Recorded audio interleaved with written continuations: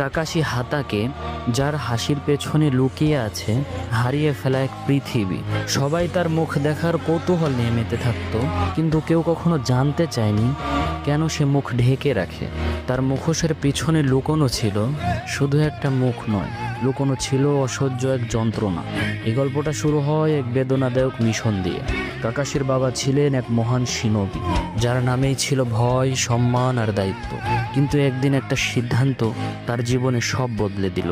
কাকাশির পিতা সাকুমো হাতাকে তার সাথীদের বাঁচানোর জন্য তার মিশন অসম্পূর্ণ রাখে, কিন্তু এই কারণেই গ্রামের লোকেরা তাকে বিশ্বাসঘাতক বলে উপাধি দেয়। কিন্তু ধৈর্যের সীমা তো তখন ভেঙে যায় যখন সে দেখে সে যাদের রক্ষা করেছিল তারাই কাপুরুষের মতো মুখ ফিরিয়ে নিয়েছে। তখন সে এই অসহ্যকর যন্ত্রণা সহ্য করতে না পেরে নিজেকে শেষ করে ফেলার সিদ্ধান্ত নেয়। আর ছোটবেলায় কাকাশির জীবন দুঃখের সাগরে ডুবে যায়। ছোট্ট কাকাশি দেখল কিভাবে সমাজের মানুষেরা একজন সম্মানিত ব্যক্তির সম্মানকে এক মুহূর্তে চূর্ণ বিচূর্ণ করে ফেলে। সে শিখেছিল বাঁচতে হলে অনুভূতিগুলোকে মেরে ফেলতে হয়, এবং সে সেই দিন নিজেকেই ভেতর থেকে মেরে ফেলে। বন্ধু অবিটো তাকে শিখিয়ে গিয়েছিল বন্ধুদের ফেলে যাওয়া সিনোবি নয়, সে একজন নিকৃষ্ট ব্যক্তি। আর সেই কথা বুকে নিয়েই সে বাঁচে প্রতিদিন।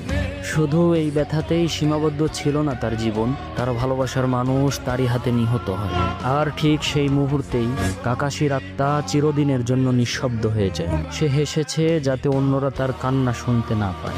সে বই পড়েছে যাতে তার ভাঙা হৃদয়টা কেউ না দেখে। তার শারিঙ্গান দিয়ে সে হাজারটা জাদু শিখেছে, কিন্তু সে নিজের যন্ত্রণা ভুলে যাওয়ার জাদু কোনোদিন শিখতে পারেনি।